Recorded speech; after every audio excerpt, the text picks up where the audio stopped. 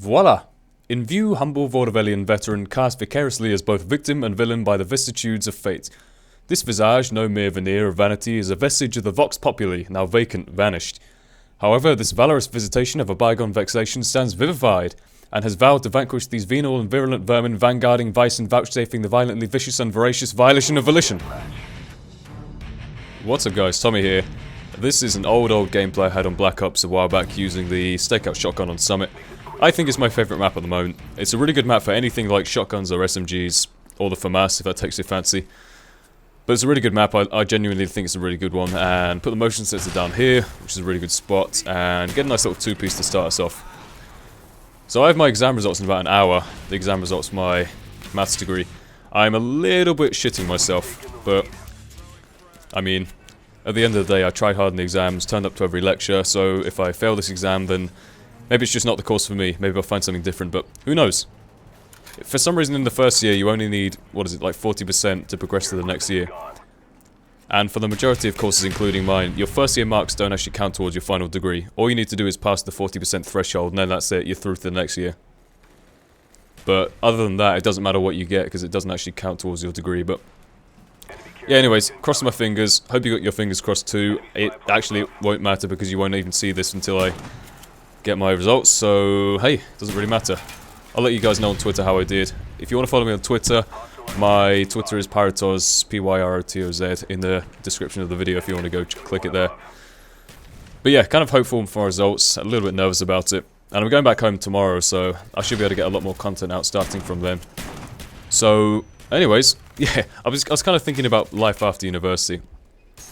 Because while you're here, like, a lot of people tend to forget about what they're doing afterwards. They just kind of enjoy the ride or drink so much they forget why they're even here. But basically, the reason I was kind of bringing this up is because I was thinking about it the other day. I was thinking, well, this is all well and good, but what am I going to do with this degree after it?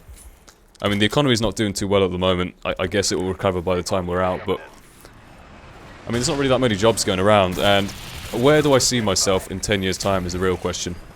I know it's kind of weird looking into the future and wondering what you're going to be, because really you choose your path, you choose what you're going to do in 10 years' time, but just thinking.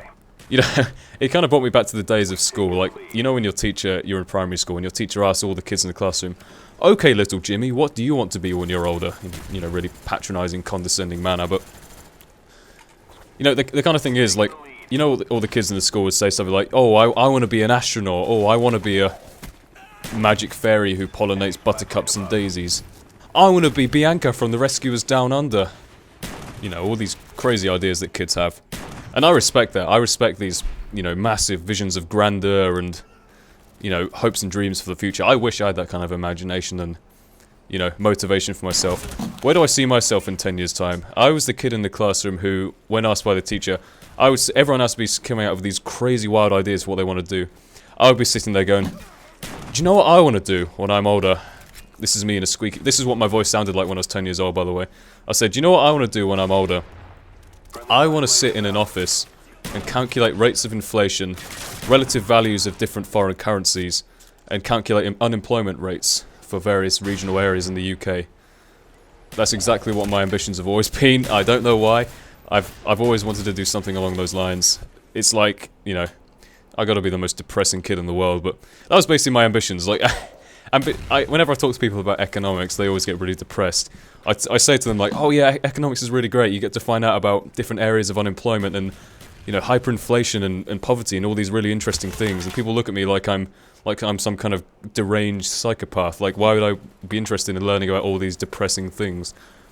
They got a point, to be honest. Like, a lot of the stuff you do read about is very depressing at times, especially when you see, you know, like slideshows of areas affected by poverty in third world countries, etc. But I mean, you could say the same about pretty much anything. You could say the same about psychology, about history, all the things you learn about.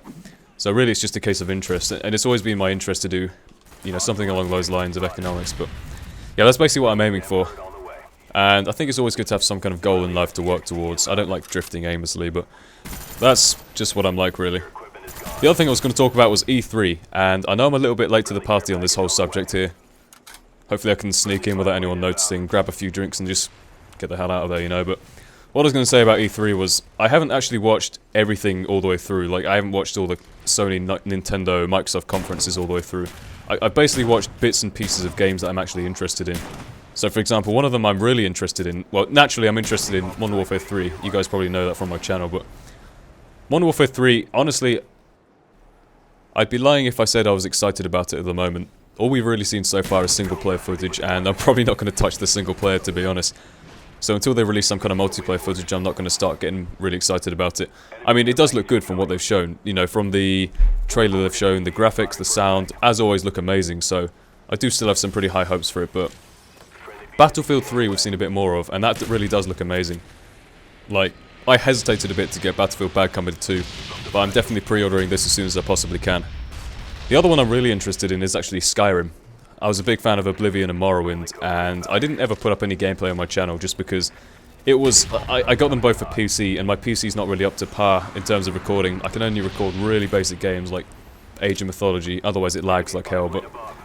Like, I can't even play Oblivion properly on my PC without it lagging a lot, but... I was thinking of getting Skyrim for PS3. I think it's one of those games that you really should be playing on PC. I think it just suits it a lot more, but I'm getting it for PS3 purely for the sake of recording gameplay for you guys. I think it'll be a really good game to record, and some of the stuff they put in the game, like, you can get dual wielding of weapons, of spells, that kind of thing. There's also a whole new dragon mechanic in the game. You get powers from slaying dragons, that kind of thing. It just looks overall a really amazing game to play, and I'm definitely looking forward to that one. But yeah, guys, let me know what you're looking forward to most from the stuff you've seen in E3 in the comments section below. I'm definitely looking forward to Skyrim, Battlefield, Modern Warfare 3 the most, and the new Zelda game for Wii. I think I may be picking that up as well. But the game ends here as this SAM turret torments me, and the final score is 32-6. Hope you all enjoyed the gameplay. I'm going to go get my results. See you all later. Goodbye.